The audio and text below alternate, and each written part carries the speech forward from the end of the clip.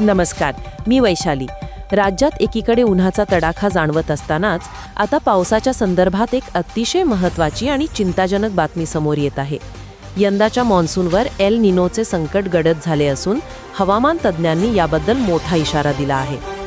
जगभरातील प्रमुख हवामान संस्थांच्या अंदाजानुसार प्रशांत महासागरामध्ये निर्माण होणारा एल निनो हा घटक यंदा अपेक्षेपेक्षा बराच लवकर सक्रिय होण्याची शक्यता आहे.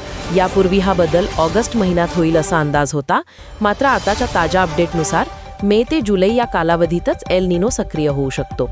प्रशांत महासागरातील पाण्याचे तापमान सातत्याने वाढत असल्याने याचा थेट परिणाम भारतीय मॉन्सूनवर होण्याची भीती व्यक्त केली जात आहे. भारतीय शेतकऱ्यांसाठी ही बातमी विशेष चिंतेची आहे.